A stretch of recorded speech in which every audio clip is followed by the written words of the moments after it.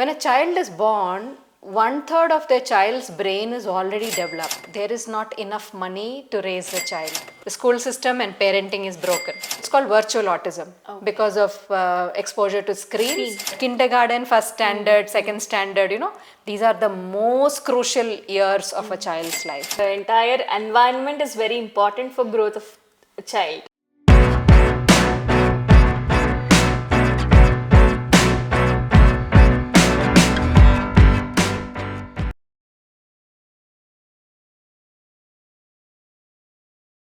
Hi, today on micdrop we have Rosama, a psychologist, a special episode dedicated to new parents and parenting. Hi ma'am, welcome Hi. to the show. Thank you. How are you ma'am? I'm good. How is life? Life is good. Any interesting things happening in your life ma'am? Oh, forever. Oh, everything is interesting. So these things, to hear this answer makes people like us get motivated, to make yourself interesting daily. Yeah. So I think I have had the good fortune to work in people development area of life, and I've had some very good experiences. So I feel blessed to have had a life, the kind of life that I've had. Meeting many people. Yes. So you get to know many things. Yes. Yeah. So being a psychologist is a blessed area. You form really close ties with people as you work with their problems, and I feel blessed and honored that people trust me to share their most difficult problems, and I feel blessed that I am in a space where I am able to work towards finding some kind of solutions for people. Nice to hear that ma'am. Yeah. So ma'am, in your experience of so many years, so what is it for the new parents you tell? What is parenting basically ma'am? Yeah, so parenting is a very complex scenario because each child and each set of parents is very unique. So there is no one size fits everyone kind of a solution that we can tell all parents. So each parent has a unique kind of a child, and finding the best way to bring up that child is the kind of situation that each parent finds in their own house. And each parent's situation is different because they have some kind of work scenario going on. Sometimes parents have sickness in the family. Sometimes parents have too much money in the family. Sometimes parents have very little money in the family. So, all kinds of combinations you find. And within that, finding a way to go about parenting is really a challenge because there is no text from where you can read and learn, and there is no format Yes. for everyone to do the same thing. Yes, Same yes. way. Right. But increasingly, I see when I was young and I was a young mother, I had a community. Even though we were not living with my in-laws or my mother, there was a community that came together from time to time, and there were people around me who helped me become a good parent. And increasingly, I feel we've become very divided as far as community is concerned. And as a psychologist, when I come across parents and their challenges, I see that many young people who are becoming parents in their 20s and early 30s, they really they're very confused about how to go about it. And because of the excessive influence of social media and the kind of availability of gaming and all these distractions that are there for parents, I feel there is a lot of hurdle that parents have these days in raising a child in the right kind of way. How can they do that properly, ma'am? Should they avoid completely the social media thing, because it should be balanced? Yeah. Since now everybody will keep working is an option. So everyone works. Yeah. They don't stay at home dedicatedly to take care of their child. Yes. That is how the society has changed. Yes. So, increasingly, parents feel dual income is necessary to raise a child comfortably. Now, I've come across many parents telling me this, that there is not enough money to raise a child. Now, I understand schools charge hefty fees these days, and when you're trying to put your child in the right kind of school, you're looking for a school which has taekwondo class, sewing class, horse riding class, and this and that and everything. You want to give the whole gamut to the child, and you feel unless you're able to afford it, you have failed the child. So many parents are stuck in this. I would say there is a fine balance that parents have to constantly find for their child.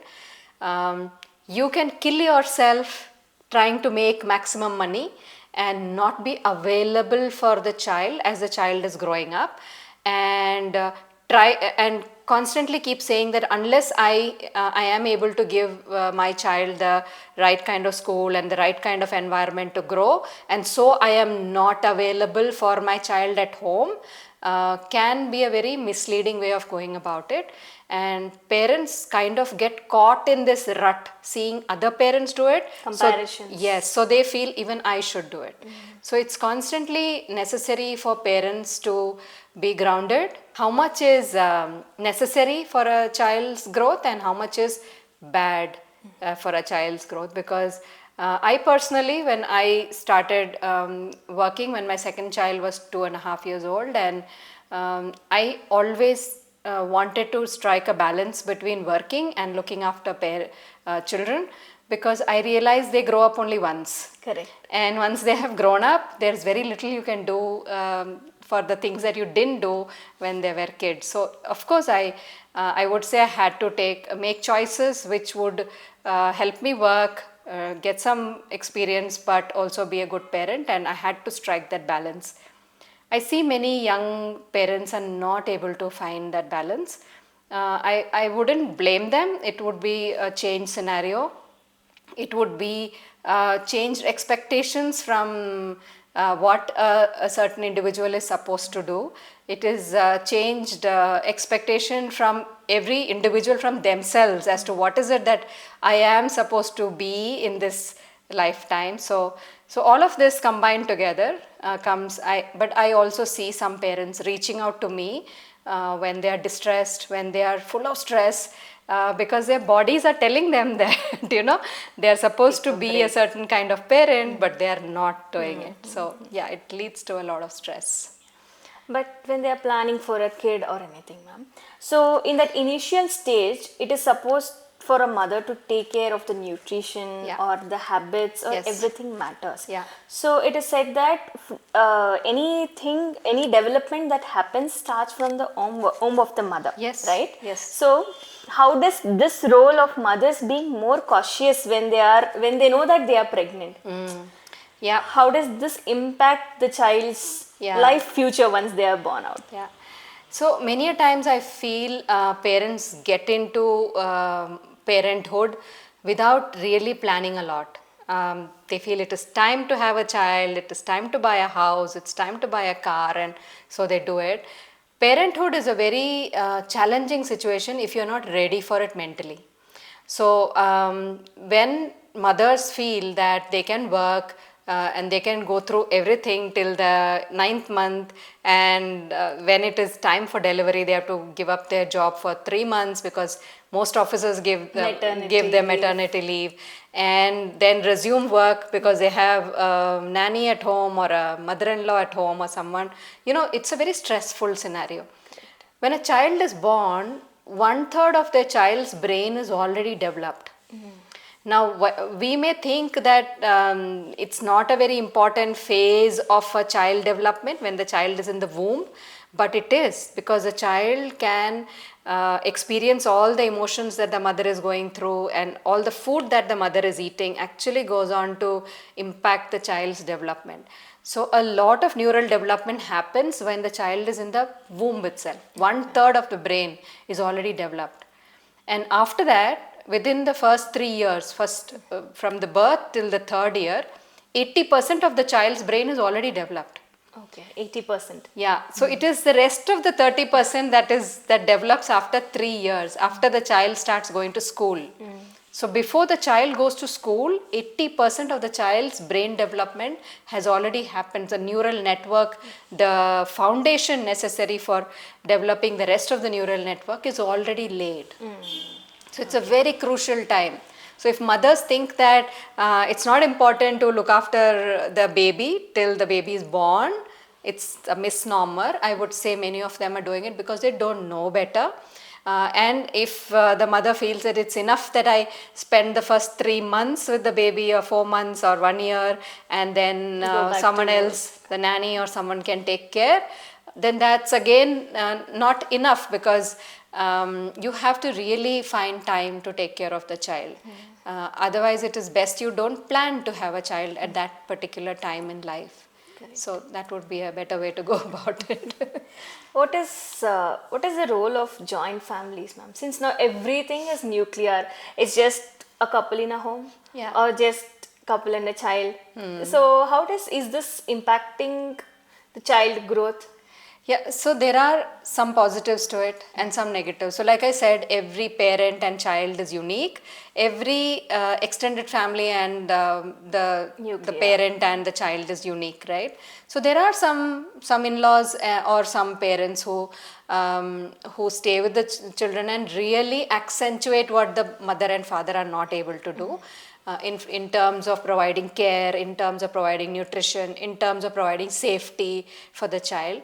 But there are also a lot of competitive environments where the grandparents are trying to snatch away the love of the child and keep reinforcing how your mother and father are not enough, and the same thing the mother and father does. Or sometimes even worse, I remember when I was a little kid, I would go out and play in the mud, and there would be dogs, and we would take street dogs and pet them and all that. But today, if there are street dogs in my street, but if I have to go and take a puppy and pet it, I would think a lot, because I would think of germs, I would think this, that, so many things would come in my mind, right?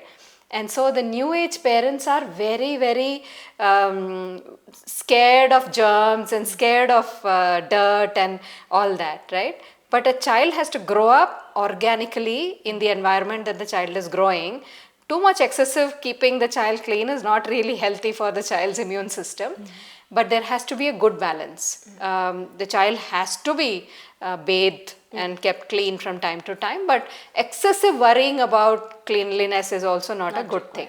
So so there are these tussles in families, but families that can be a little, compassionate about everything and find a really balanced way of going about it, children thrive in those environments. Correct. So the entire environment is very important for growth of a child. Yes. So the environment that we can create as parents, grandparents is really essential, because an environment which is full of strife, full of conflict, full of threat is a very bad environment for a child to grow, because a child can, the child's neural network really grows when a child feels safe, child feels loved, child feels cared for. If someone is always doing something for the child doesn't have enough environment to learn to overcome problems. So that's. So some parents think, I have not got enough in my childhood, let me provide to my child. Yeah, this is a very, very, very, very difficult scenario I'm seeing recently, because suddenly I feel parents are earning a lot of money, and in this pursuit of earning money, they are not able to give enough time to the child, and they fill that time with all kinds of gadgets, all kinds of toys, which are so overstimulating for a child, with noise and light and color and things, and this overstimulation actually goes on to affect the child's brain area, which are the reward centers. When we are able to do something, that accomplishment gives us some reward, right? Correct. And this reward is a very important mechanism for us to feel motivated in life. But the more stimulation we need for the reward, the less we can feel motivated in life. So all these extra gadgets and toys that are there in the child's life is actually very, very damaging. And in recent times, I see this in the last 5 years. I'm sure it started much earlier, but in the last 5 years, I'm seeing slowly the increase of new scenario in schools. In kindergartens, you can notice it. So there is this thing called autistic spectrum. So there is a spectrum, in which children display different inabilities. So like the child can't point, the child can't look into someone's eye, the child can't relate to people, child can't make relationships, the child is very quiet, child, different kinds of things which define a child to be on a spectrum, autistic spectrum. So many a times the children are on an autistic spectrum because they're born with a problem in their neural network when they were born, right? But today we see a lot of pseudo-autistic thing happening. Now many a time when they go to a psychologist, they are diagnosed as autistic and the normal autism, right? And they are put in special classes. But this is like a lot of these are wrongly diagnosed. A lot of it is pseudo-autism, which is a result of children not getting the right kind of environment because of which their neural network did not develop. And a lot of that is because of screen exposure. Okay. So we have a lot of exposure to screens these days. And we can't really take away technology from our lives, right? True. It is come here and it is here to stay. And it is just going to increase from here on, Correct. right? While technology is not bad, unless we as human beings learn to discern how much is good and how much is not good, it is going to be damaging. Like I remember when I was much younger, I could remember so many phone numbers. Correct. Right? Every time we dialed, it was like muscle memory for us, right? Now I can't remember any phone number. We are so used to our smartphones and we've gotten used to it to such an extent that even if we lose the phone, we can buy another phone and every number comes onto our new phone, So we no longer remember the numbers. And the same is the case with all gadgets that are there, especially for children. Because I told you like 80% of their brain development happens by the age of 3. Correct. And during this time, the right kind of exposure is essential. Children have to learn to see many faces. They have to learn to recognize faces. That part of their brain develops. They have to learn language development. They have to learn to climb up and, basic activities. Yeah, small stand, activities. Walk. Yeah. So when they're taking things and throwing, they're learning depth perception. When they're taking something apart and putting it back, they are learning that something comes back. Between the age of 2 and 3, you can play hide and seek with them. So they know something not visible doesn't mean that thing is not there in life. It is there, but I can find it, right? So these are all essential skills. And when parents are not there and children are left with nannies or parents are there but children are left with gadgets, those parts of their brains don't develop. And that is when children get diagnosed with it's called virtual autism because of exposure to screens. Yeah. So these are cases because when they were born, they were not born with autistic conditions. Oh, when they're born normally. They're born normal. But due to these factors? Yes. Okay. And when these kind of situations come, and if the school where they are going, kindergarten, where they are going, initially going, if they are a well-trained school, which has the ability to handle this kind of children, and they are a Montessori school, a good Montessori school, the likelihood of children gaining back a lot of this is there.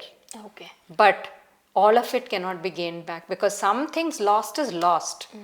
And we can always say that we are all different in our abilities and we can put it like that and overlook it. But the fact remains that a child develops his personality from birth or like before birth till the age of 8. And after that, much of what the child is like set in stone. Like child's belief systems, as in I can do things, I can find a way out, I am loved, I am cared, I am enough. All these belief systems that a child forms has to be formed before the age of 8. And much of that has to be done at home. So parents have a big role. So you have brought one human being into life. How good is it human being to live a life? That's essential. So many a times parents ignore this stage of first standard, kindergarten, first standard, second standard, these are the most crucial years of a child's life. After that, what you learn is content, which a child can pick up any time. Content, and of course you learn creative thinking and all that, but this what parents really ignore, birth to age the very 3. initial stage of growth. They feel just feeding the child is enough, changing their diaper is enough, playing something on TV is enough. It is not. That's very crucial time. And I feel in India the awareness about that is very low, very, very low. And so parents, young parents especially, it is not their fault. It is just that they don't have the environment to understand things. And they might not also be knowing that this is what is to be done. Yes. Sometimes when their parents visit or their in-laws visit, they tell them things. But young people, when they're young and they have they have Google and they have the facility to find things out, they feel all what these elderly people are saying is outdated. It is not relevant. It is not important enough, and they don't pay heed. So that's another issue with the new generation. They feel they know better. Of course, I'm not denying the fact that Google is there. We can search a lot of things, and I'm not denying any of that. But there is some wisdom which the older people come with, and that's a lived wisdom through experience. Yes, that's a lived wisdom, and it has its own credibility, which we can't overlook. Correct. When discussing now about child's development and growth, like I got to hear a word called pseudo-autism. What does pseudo-autism mean? So basically, when a child is born with autism, some of them, I told you, they are on a spectrum. Correct. So they are all in different levels of autism. Many a times children don't even have rooting instinct. So like when you put a finger here, they open their mouth and they turn their face there, right? That's rooting instinct. Suckling instinct. So these are all, the neural development for that is already there. So the child is able to do. Like this, there are many things which the child is born with. Also, readiness for learning is there. So when a child is born with these things, they are called natural autistic children. They are born with disabilities, right?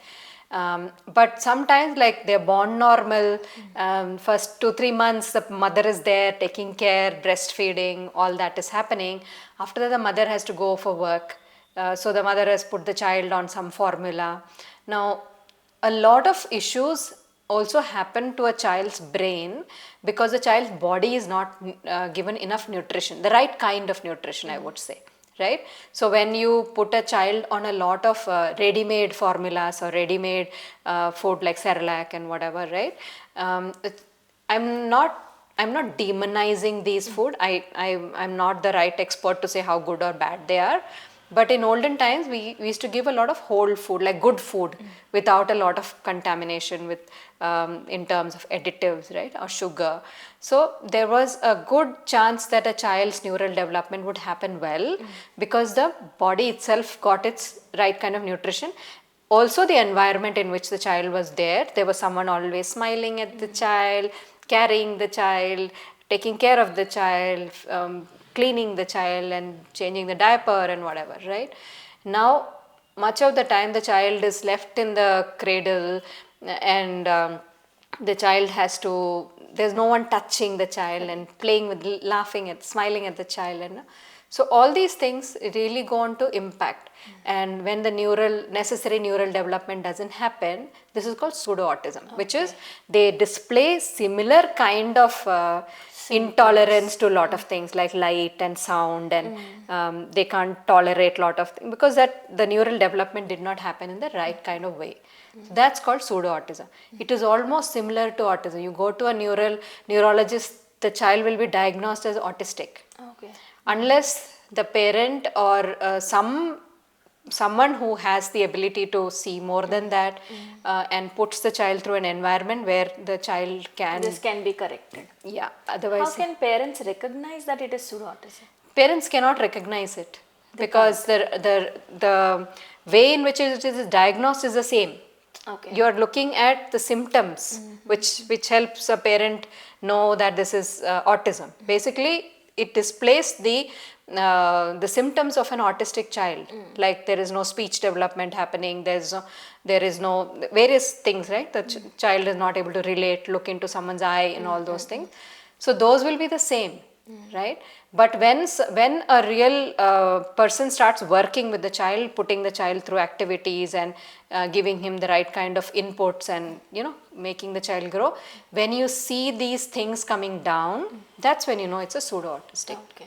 But even with really autistic children who are born with autism, I'm not saying 100% because some of them are really bad, you can't really do much.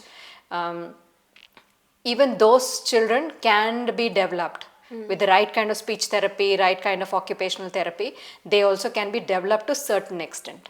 So the aim of every parent should be to make this child as self-sufficient, as self-reliant as possible. I have a lot of clients who are very needy. I have to be in this relationship. I can't live without this person. All those kind of state of minds interfere with them living a good, wholesome life. Right? Their whole day is consumed with, why can't this one human being love me? They can't think of work. They can't think of doing anything. And they become so needy of things because of some lacunae in the way they grew up in childhood or something. Their whole life is misplaced. They cannot live a normal life. Okay. So our whole focus has to be about this child going on to live a normal, good life. Becoming a good human being.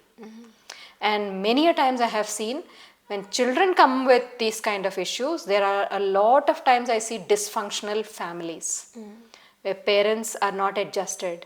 Parents are finding fault with each other. Everyone is finding fault with anyone else except themselves. Like fighting in front of the child, hitting the child, shouting loud in front of the child. Yes, that is all creating an environment of not being safe. Yes, exactly.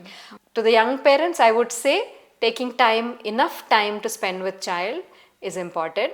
At the same time, you don't have to drown yourself, kill yourself to look after a child. You can establish good boundaries. Say, this is my working time. I have to work for this many hours. I will come and sit with you and do that. Come and sit with the child after that and spend time with the child. So drawing good boundaries and ensuring that you are not killing yourself to look after the child is also essential. Yeah. When you are in the show, we would never send you back without asking what is your mic drop moment in your life. Okay.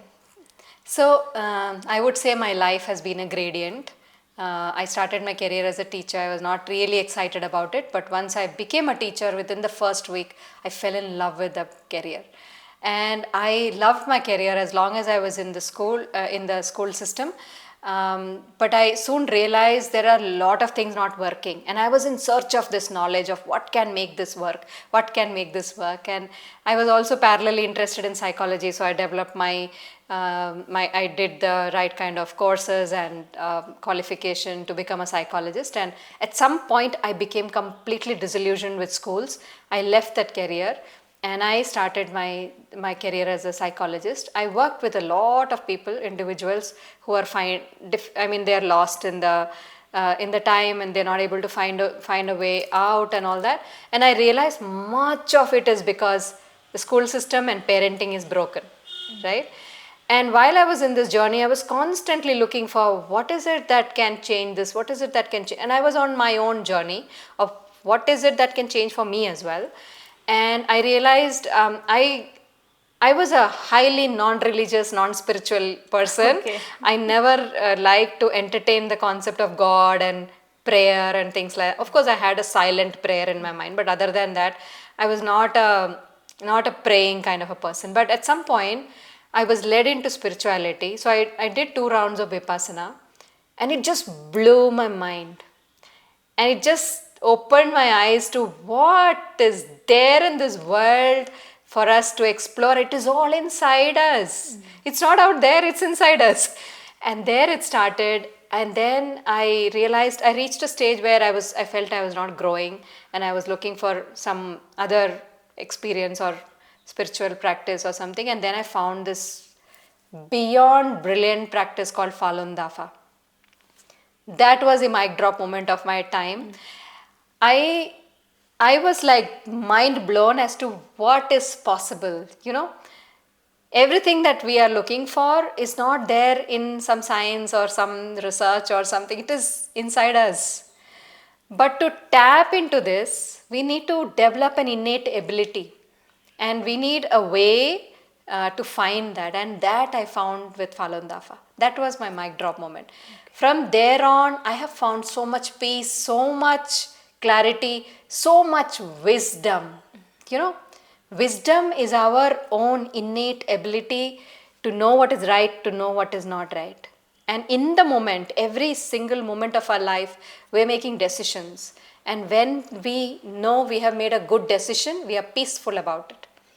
And when we start living a life like that, so many things open out for us. There are immense possibilities around us. We just don't see it because we are lost in our own thoughts. And when we can have a hold on these thoughts and know what to do in every minute of our life just becomes brilliant. It just becomes divine, you know. Yeah. That has been my mic drop moment. As a token of gratitude and thanking you, and we would always wish you to be happy, here is a small gift or a surprise you can tell from my art partner Doodle Alley. Thank you so they much. keep doing digital arts, stipple arts and different kind of art forms in a customized way. Thank you so much. Yeah, this is a small gift from us to you, ma'am. I normally wouldn't accept it because I feel just by calling me here, you have honored me so much. I feel blessed. When you see this, it's this is so unique. Yeah, it's a small memory about what all we had, a good time that we spent together. Thank you so much. Yeah, thank you. Thank Any you. viewers who would wish to order customized art like this can definitely DM to Doodle Alley on Instagram. They'll definitely get back to you. Signing off from Mic Drop with Rosama. For more unscripted, unfiltered and unmissable conversations, please subscribe to Hamsa TV channel.